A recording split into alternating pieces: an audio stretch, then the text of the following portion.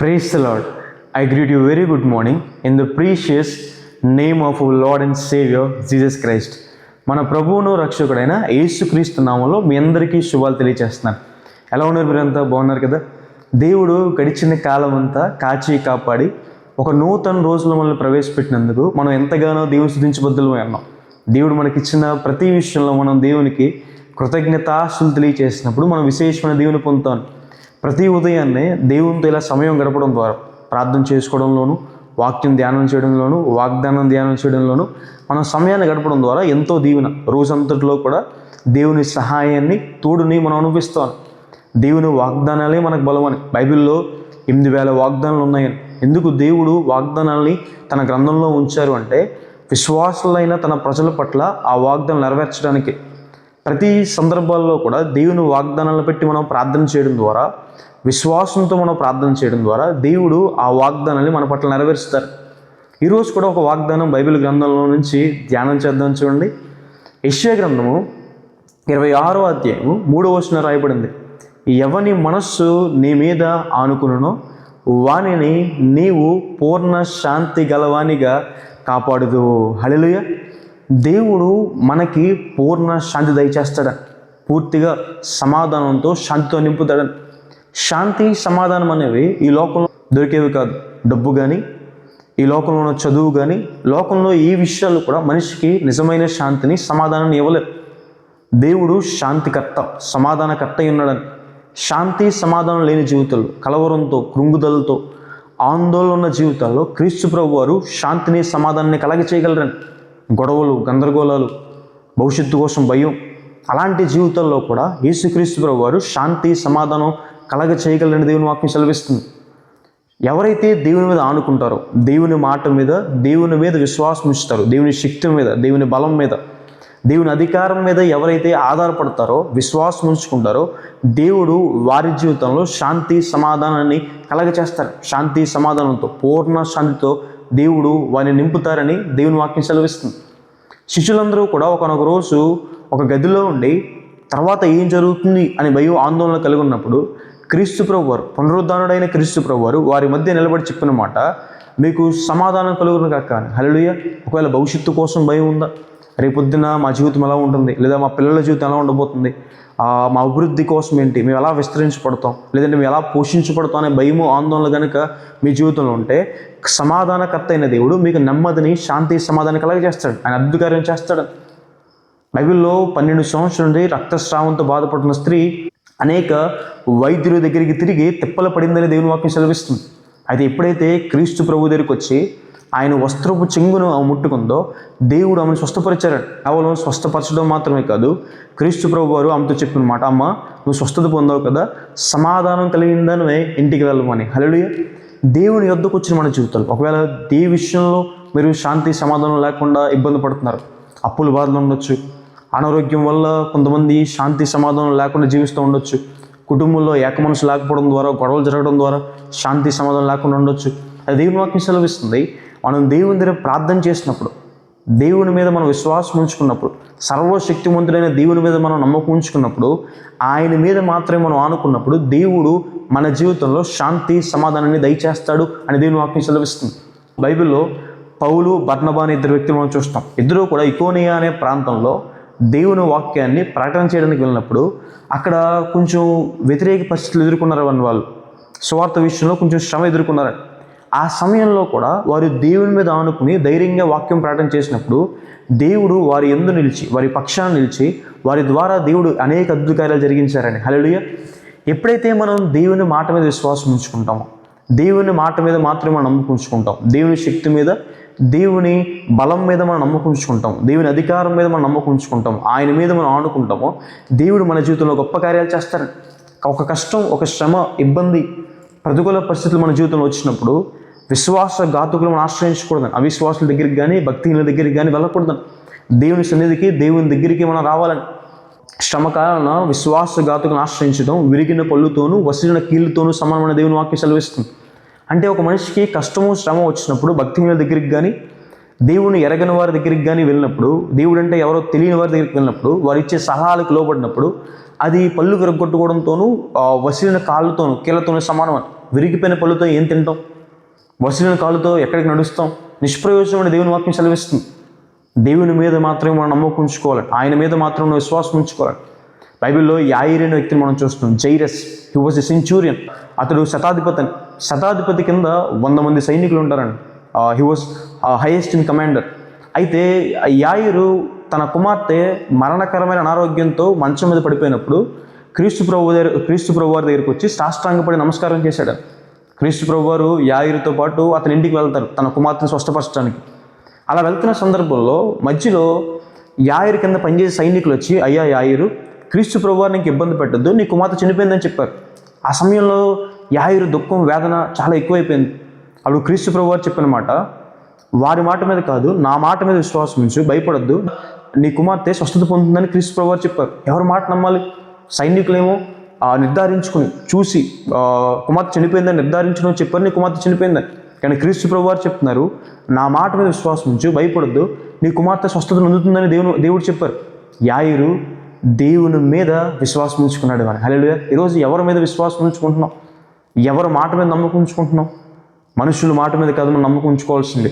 సమస్తము చేయగల శక్తి గల దేవుని మీద మనం నమ్మకం ఉంచుకోవాలని బైబిల్లో రాయబడింది కదా, నువ్వు నమ్మితే దేవుని మహిమను చూస్తాను, నమ్ముట నీ వలన అయితే నమ్మువానికి సమస్తం కూడా సాధ్యం. ఇది జరగదు, నువ్వు ఇంకా స్వస్థపరచబడలేవు, నువ్వు ఇంకా అభివృద్ధి పరచబడలేవు, ఇంకా మీ కుటుంబం కట్టబడదు, నువ్వు ఉన్నతమైన స్థానానికి వెళ్ళలేవు, నువ్వు దేవుని కోసం జీవించలేవు అని చెప్పి సాతాను, మనుషులు ఎన్నో ఆలోచనలు, మాటలు మన హృదయంలో వేస్తూ ఉంటారు.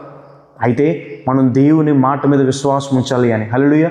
సమస్తము చేయగల శక్తి గల దేవుడు, అడిగిన వాటికంటేను ఊహించిన వాటికంటేను అత్యధికంగా దయచేసే దేవుని మాట మీద మనం విశ్వాసం ఉంచినప్పుడు దేవుడు మన జీవితంలో గొప్ప కార్యాలు చేస్తాడు. ఆయన మీద మనం ఆనుకోవాలి అని దేవుని వాక్యం సెలవిస్తుంది.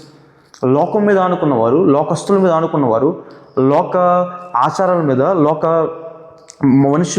విషయాల్లో మనుషుల మీద, వారి మాటల మీద ఆనుకున్నవారు ఒకరోజు పడిపోతారని, వారి నడుము విరిగిపోతుందని దేవుని వాక్యం సెలవిస్తుంది. వారు కుప్పకూలిపోతారని. చూడండి, వారు వెళ్ళి లోకం మీద ఆనుకుంటారు, లోకం పడిపోయేదే, లోకం స్థిరమైంది కాదు. వారు లోకం మీద ఆనుకున్నప్పుడు వారు కూడా ఏమైపోతారంటే పడిపోతారని. ఎవరి మీద మనం ఆనుకోవాలి? దేవుని మీద. బైబిల్లో సౌలు జీవితం మనం చూస్తాము. సౌలు ఒకనొక రోజు ఈటి మీద ఆనుకోవడానికి రాయబడింది. ఏటి మీద. ఏంటి సౌలు ఈటి మీద ఆనుకోవడం అంటే అర్థం ఏంటంటే, అప్పుడు దాకా సౌలు దేవుని మీద ఆనుకున్నాడు.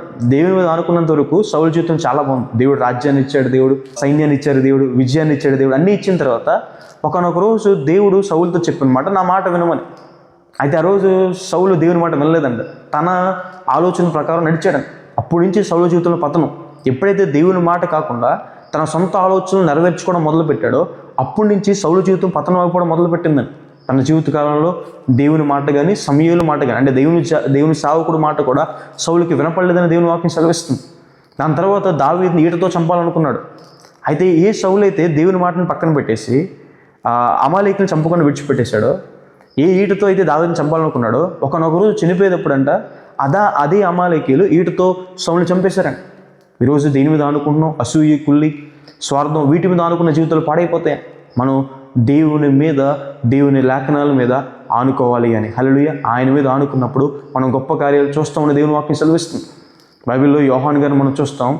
యోహాను గారికి ఒకనొక పేరు ఏంటంటే ప్రభువు రొమ్మును ఆనుకున్న శిష్యుడని. He was so close to the God.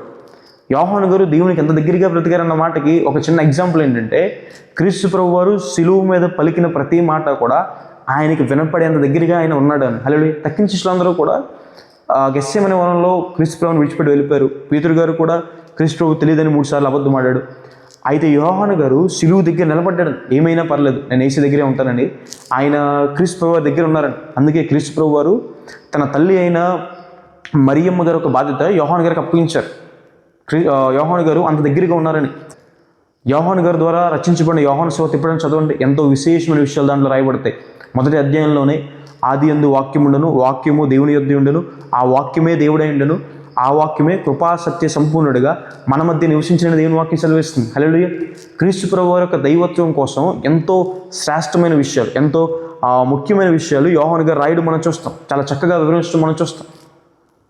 యోహాను రాసిన మొదటి పత్రిక కావచ్చు, 2వ పత్రిక కావచ్చు, 3వ పత్రిక కావచ్చు, దాంట్లో క్రీస్తు ప్రభు వెలుగై ఉన్నాడని, ఆయన దగ్గరికి వచ్చిన వారు చీకట్లో నడవకుండా వెలుగులో నడుస్తారు, క్రీస్తు ప్రభు ప్రేమై ఉన్నాడని, ఈ లోకాన్ని ప్రేమించిన వారు తండ్రి ప్రేమ, దేవుని ప్రేమ వాళ్ళలో ఉండదని చాలా ముఖ్యమైన విషయాలు దాంట్లో రాయబడడం చూస్తాం.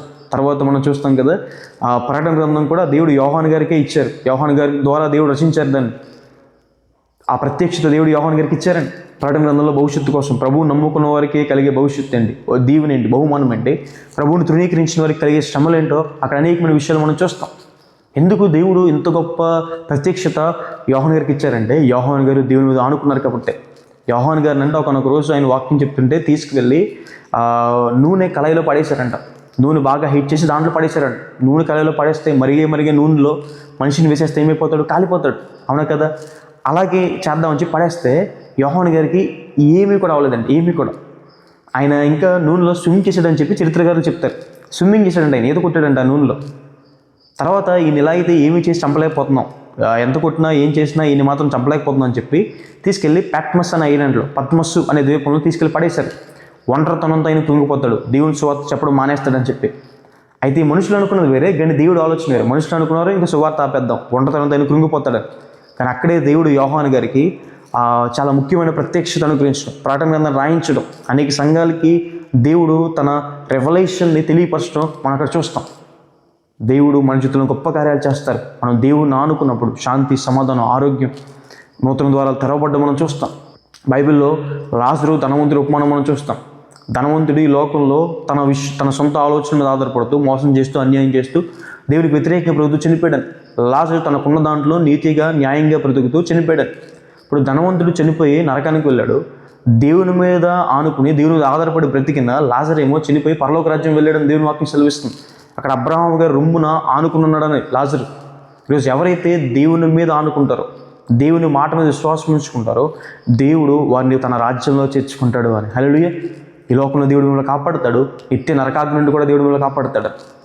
కాబట్టి ఎవరు మనస్సు దేవుని మీద ఆనుకుంటుందో, ఎవరైతే దేవుని మీద ఆధారపడతారో వారు పూర్ణ శాంతి కలవానిగా దీవించబడతారు. దేవుడు శాంతి సమాధానంతో మిమ్మల్ని దీవిస్తాడు అని. హల్లెలూయా. ప్రార్థన చేసుకుందాం. చూడండి. సర్వశక్తి మంత్ర జీవం గల దేవేశ, మీకు వేలాది వందనాలు యేసయ్యా. ఈరోజు వాగ్దానం ద్వారా మాతో మాట్లాడినందుకు దేవా మీకు వేలాది వందనాలు. సర్వ సృష్టికర్త దేవ, సర్వాధికారం కలిగిన దేవుడు యేసయ్యా, మహోన్నతుడు దేవ, ఎంతో గొప్ప దేవుడు అయ్యా. ఈరోజు ప్రభువా మమ్మల్ని దర్శించినందుకు మీకు వందనాలే. మీరు సెలవిచ్చారు కదా ప్రభువా, శాంతి సమాధానంతో మమ్మల్ని నింపుతారని. ఎవరైతే మీ మీద, మీ శక్తి మీద, మీ బలం మీద, మీ మాట మీద విశ్వాసం ఉంచుకుంటారో ప్రభు, మీ మీద ఆనుకుంటారో ప్రభు, వారిని పూర్ణ శాంతితో నింపుతారని వాగ్దానం చేసింది దేవా ప్రభు. ఈరోజు ప్రియులు ఎంతమంది అయితే ఈ వాగ్దానం వీక్షించి విశ్వాసం ఉంచుతున్నారో ప్రభు, వారికి పూర్తి శాంతి సమాధానం దయచేయండి. ఒకవేళ అనారోగ్యం వారికి ఉన్న శాంతిని దొంగలిస్తుందేమో తండ్రి ప్రభు, ఆ కుటుంబంలో అనారోగ్యాన్ని స్వస్థపరిచి ప్రభు శాంతి సమాధానం దయచేయండి. అప్పులు బాధల్లో బాధపడుతున్నారేమో ప్రభాని ఆశీర్వదించి ప్రభు శాంతి సమాధానం దయచేయండి దేవ. ప్రతి మాలుకుంటున్నాం వేసే ఒకవేళ గొడవలు, భవిష్యత్తు కోసం భయం ప్రభు అన్నీ తీసివేసి శాంతి సమాధానంతో నింపమని దేవ. ప్రతి మాలుకుంటున్నాను వేసే, వీళ్ళు వేడుకుంటున్నాను వేసే ప్రభు. మీకు వేలాది వందనాలు వేసే ప్రభు. ఈరోజు అంతట్లో మీ సహాయాన్ని, మీ తోడుని వారికి అనుగ్రహించమని, గొప్ప కార్యాలు వారి జీవితంలో చేయమని యేసు నామమున అడిగి వేడుకుంటున్నాను తండ్రి. ఆమేన్. God bless you. God bless India.